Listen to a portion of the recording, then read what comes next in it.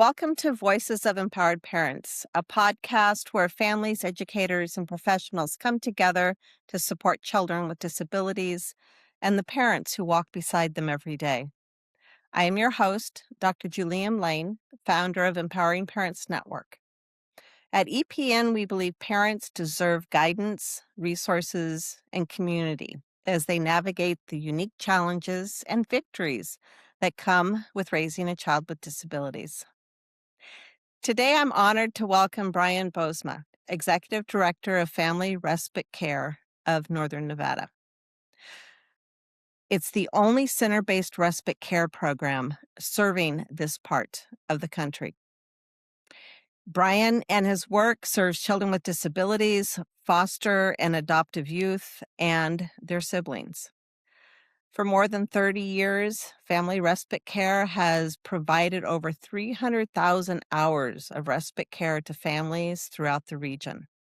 Their programs create safe, structured, and engaging spaces for children while giving caregivers time to rest, work, recharge, and simply breathe in the midst of demanding schedules and responsibilities. Brian is deeply passionate about creating a stronger and more connected Northern Nevada, where families know they are seen, supported, and never alone. Today, we'll be discussing the growing need for disability resources in Nevada, the impact respite care can have on entire families, and why building supportive communities matters so much.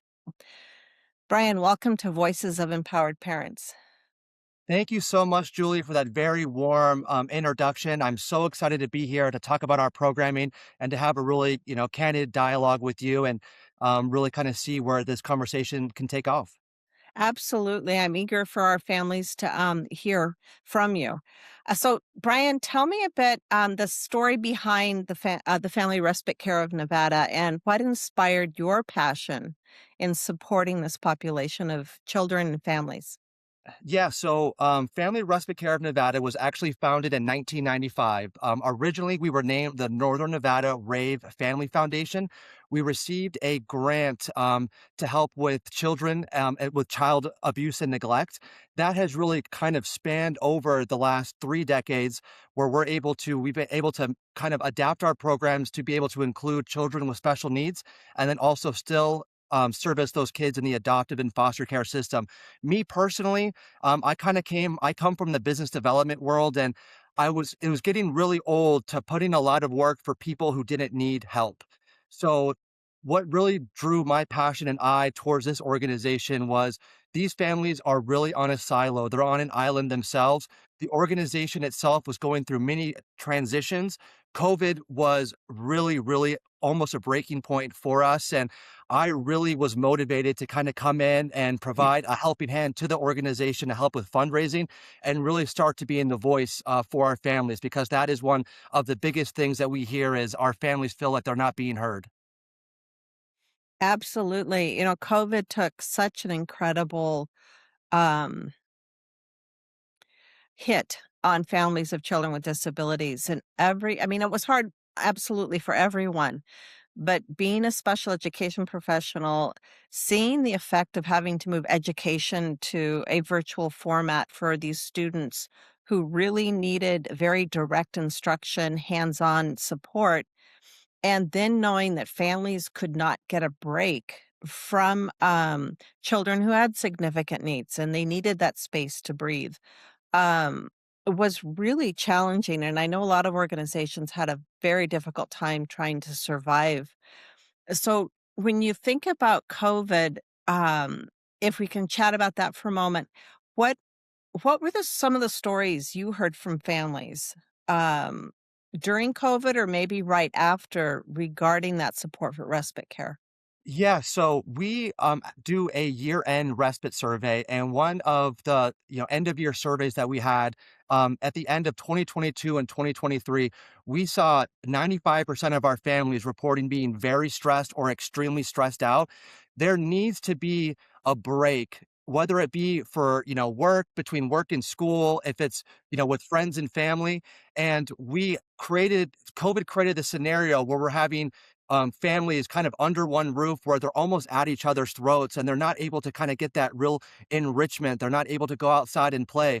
A lot of the children we serve have compromised immune systems. And so that just really added to the stress level that these families were undertaking on top of, some of the issues with the academic portion of it where, kids weren't really being taught as well as they were in a more of traditional class settings, and really trying to have these parents really trying to get their kids locked in to focus on school behind a laptop was pretty much impossible.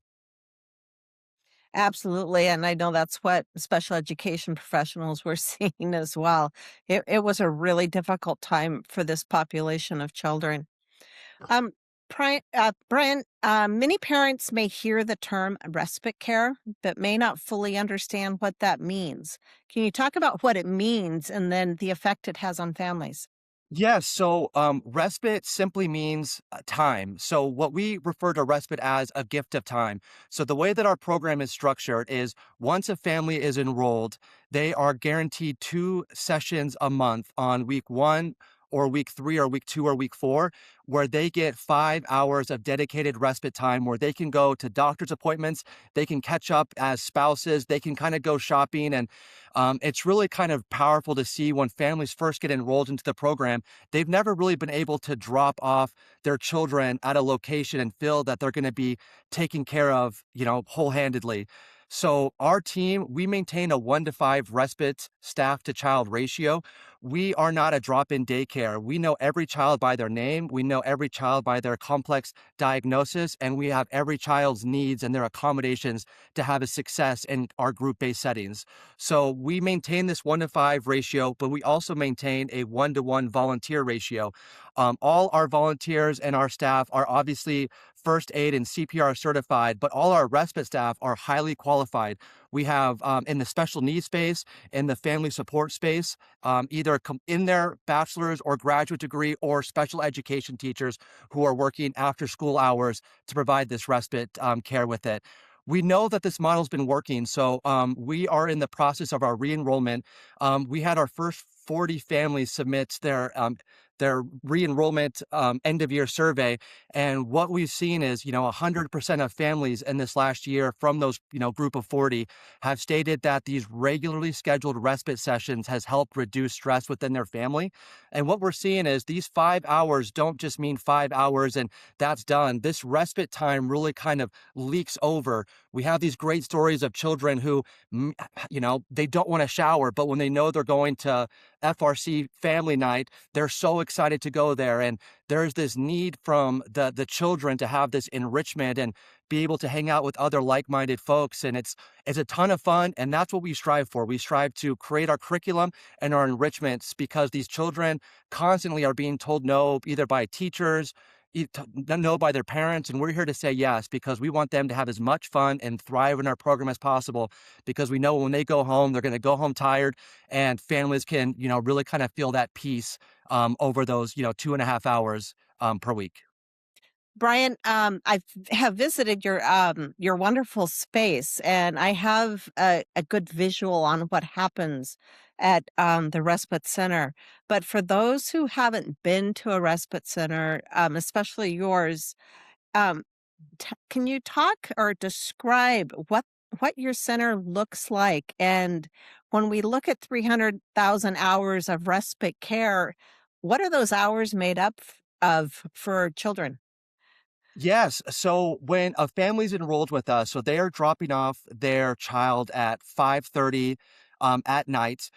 We have 2 centers. We have our family center and we have our junior teen and child center. So every session has a separation of 20 children in the front and 20 children in the back. So we have multiple stations set up throughout this center as well. So we have a computer bar, we have Nintendo stations set up, but we only limit 30 hours of screen time, per night with a child. We have activity sessions, and then we have individual breakout rooms. So we have our imagination station, that's Mamma Mia's Pizzeria.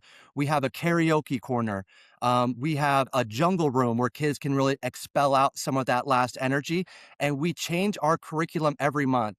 Something that we really notice is, if you have a kid show up and see the same toy every time, coloring the same, page book, they're going to get very uninterested very fast. And so by us adapting and creating core curriculum around a fun theme, we're able to really keep that engagement. One of the fun things that we have going on right now is a partnership with the University of Nevada, Reno, where we have their biology students coming in, talking to the kids, having them play with earthworms and mud. They're building plants and stuff together. And we have some great partnerships. One of them that we're up looking forward to is with the Washoe County, the Judicial College. Because they're going to have judges come in and read books. We've done, one of our themes we had was, a clown theme. We had the Shriners clowns come in and tie a bunch of balloon animals for the kids. We had the cheerleaders from the university come in and dress up as Disney princesses. And we're always trying to find really creative ways to get these kids engaged and have as much fun as possible. And we've found really success with our model, with kind of really structuring the programming side of it and the curriculum side of it, to really create this fun energy that when a kid goes home, they have something to talk about what they learned in session. That's awesome, Brian. When you think about, Northern Nevada, or when you've been talking with colleagues, from across the state or across the country, where is the greatest need right now? What's missing from supporting, these families? Oh man, okay. So Nevada as a whole is receives some of the least amount of funding towards the special needs space, respite space specifically. Probably the biggest need for our families is feeling heard. When we're driving around Reno and we run over a pothole, we're very quick to maybe pass judgment along. But when you have really personal issues that are from your family, you really don't have a place where you can kind of express those concerns and need. There's really, and what we've loved about Empower Parents Network is there's no centralized location to be able to find materials on and other nonprofits that are working in the space. And so we're trying to really build out our programming that we can be a resource for families beyond just the respite care. In our survey, where some of the biggest needs that we have found is toys for children's birthdays and around the holidays, school supply drives. And so we're able to work backwards based on those biggest needs from our families and partner with Walmart, partner with Home Depot for our outdoor space, and really show the need from our families. And we've seen community members really step up to be able to fill that gap. And that is something that we see is very powerful for families. But what we're trying to do better, as I think, as the special needs space, is being a better and bigger voice for our families so they can really understand, the public can really understand how complex the situation is. If you haven't been personally impacted by a family member or a close friend with special needs, you just can't relate. And so we're trying to create these relatable stories, these testimonial pieces, so people can really begin to understand how difficult it is to navigate this world with a child with some complex special needs, navigating this world as a foster parent, as a parent that's adopted some children. And so we're really working on really trying to elevate what that messaging looks like as a community. And Family Respite Care of Nevada is really looking forward to being the lead in that space to give parents that voice. Thank you, Brian. I was pondering something that I often hear from families who don't have children with special needs, or just community members. When we talk about special education and the cost of special education, there's so many people that are frustrated because special education costs are so expensive. And I recognize that. And people who haven't experienced disability don't want to pay for special education. They think we should be putting those funds elsewhere. But I often remind people that supporting a child with special needs for 13 to maybe 21 years of education, um, is far cheaper than someone living on welfare for their entire adult life. Absolutely. And, that's oftentimes that kinda gets them to step back a little bit and think, "Wow, if that child is capable of becoming a contributing member, and to earn a wage, then maybe special education services are worth it. And that's where we need to put our money is into early intervention and supporting these children so they can have productive adult lives.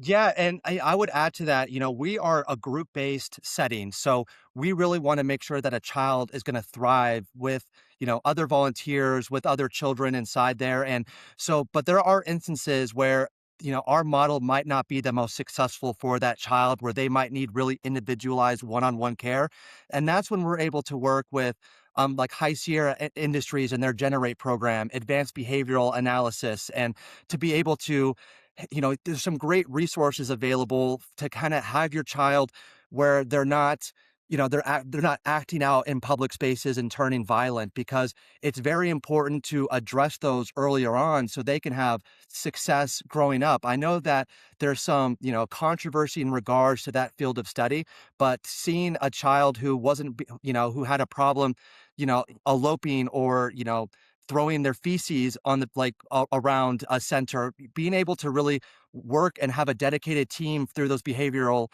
health professionals to really help try and create some core competencies around in just how to live is very important. The issue is there's only so many scholarships available for that, and that is just an increased additional cost to be able to enroll your child into that, and so that's something that we're really trying to focus on is how can other key community foundations and partners help set aside some big grant funding to be able to get a child who we're able to identify that would find success in this program, because we are kind of a great stopping point to judge and create an evaluation of a child, using our caregiver status to be able to walk along a family on what that means. And we're really looking forward to taking our advocacy to the next level, because the more you see it, the more you talk to our families, there's an opportunity, there's a potential that 20,000 Nevadans are going to lose their SNAP benefits with these new changes from the administration. And all these things just add on to the stress of our families. And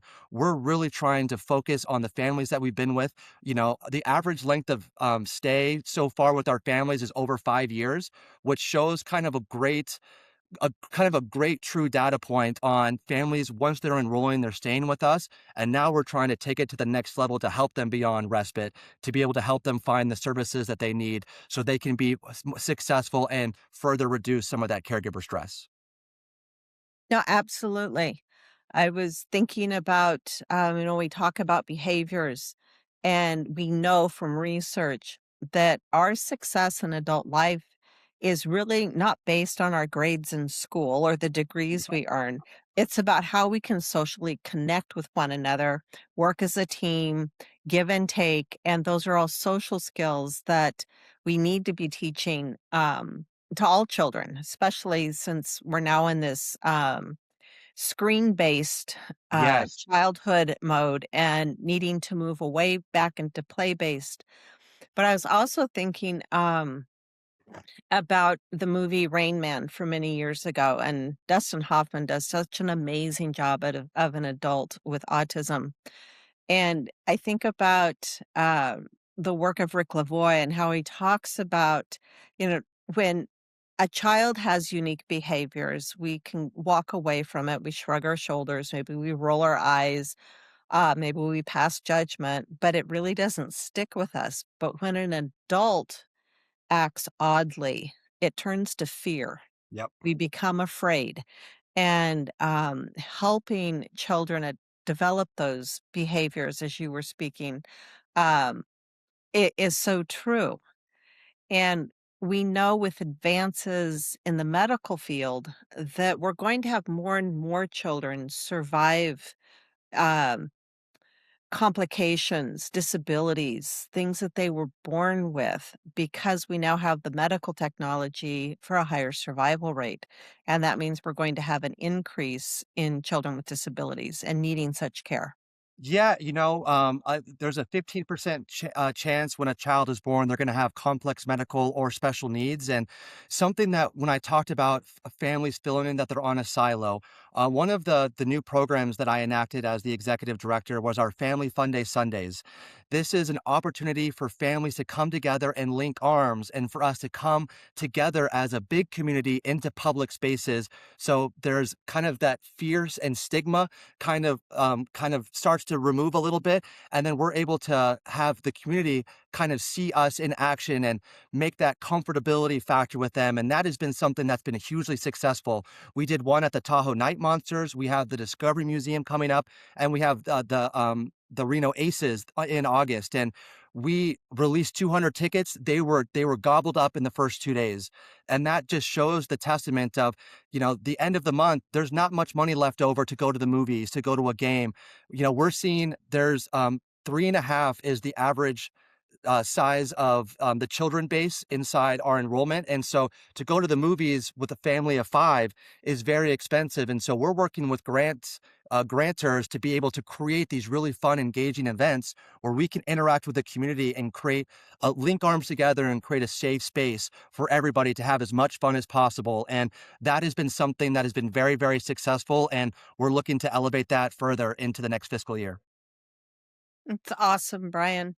So, with that community involvement, then I know when you walk into your care center, right there on that left-hand side is this beautiful giving hand tree and all kinds of hands painted there. Tell us more about that and that how that aligns with community involvement. Yes, the Giving Hand Tree has been one of the most impactful kind of marketing things that we've done with the with a fundraising focus. So we do have this giant mural. If you go to our website, frcnevada.org, you could kind of see our 30 years of impact. So we have a fundraising goal of fundraising $300,000 that represent the 300,000 hours of respite that we have provided to date. So this fundraiser started October of last year, and it will go through the end of this year. So we have community members can donate a hand at $300. They can buy a branch at $3,000 or be a pillar sponsor or a legacy sponsor for $10,000. The goal is to bring businesses in to kind of see the center in action because words can only do so much. So when we create Mhm. enriching activities for these people who are taking tours, they can really see the impact of what their money is going towards. And so we have this beautiful tree. So when people come in, they donate, we put their hand up on the tree. They're actually able to put their handprint, beautiful paint colors. And so we've fundraised 50% to date of that Giving Hand Tree. And so this is all going to kind of go into our 30th year birthday party. This will be an event at the Circus on November 5th and is a full community event where you can we want people to bring their kids in there and have as much fun as possible. And so that kind of fundraiser will kind of end with that event. And this is something that I'm looking forward to really promote into the public. So you're actually the first one to really hear about this launching of the Circus event because we want to create kind of a unique way to showcase what we do at the center, which is have fun and then really showcase the impact that organizations play when they fundraise on behalf of our organization. Well, Brian, thank you for sharing that with our listeners today. That's awesome. Thank you so Um, much. no, absolutely. So, talk to me a little bit more about families having a voice. I have personally encountered, as you've talked about, so many families who feel alone, feel that they are not heard. So, what can we do and listeners do to acknowledge families as they share their stories, their needs, and just simply their life journey as a family? I would encourage any of the listeners who, are really interested and maybe learning more about some of these complex needs that families are experiencing to volunteer. We had over 500 volunteers with us in the last 2 years. There's other organizations beyond us that can really give you an inside look into what these families are dealing with. And really, we need these volunteers because they become the voice of really expressing the need for the families and how our programming supports these families through the gift of time and through respite. So I would highly encourage people to sign up to volunteer, to follow organizations on social media. And then when there's a call to action out there, like, hey, we're really looking for stories of families, can you please connect us to families as well? So if people are on this podcast and they're hearing and they might know of a family that can benefit from our service, or they want to see how they can help, I would love to have that conversation with them. Because like I said, yeah, this issue goes beyond just a simple conversation. These are lifelong complex things that we're dealing with. And every person that feels motivated to make a change, they can do so by just voicing their support. Thank you, Brian. Is there anything else you'd like to share with us today and with our listeners? I would say, life is 10% of what happens and 90% of how you deal with it. And I think that's Mhm. very, very important for us to navigate this world.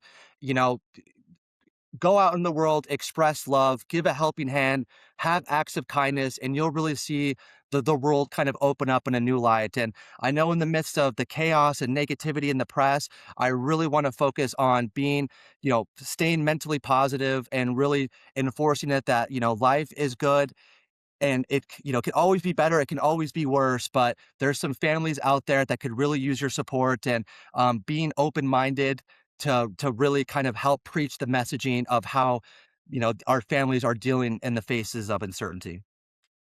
Brian, thank you. Thank Thank you for you. being here today, and sharing about the important work you're doing at the Family Respite Care of Northern Nevada. If you're listening today, just be reminded that Brian's work and the work of his organization are supporting children with disabilities. And it also means supporting caregivers, siblings, and the entire family.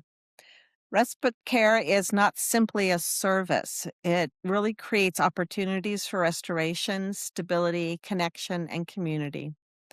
And for parents listening today, I hope this conversation serves as a reminder that seeking support is an important part of sustaining both yourself and your family.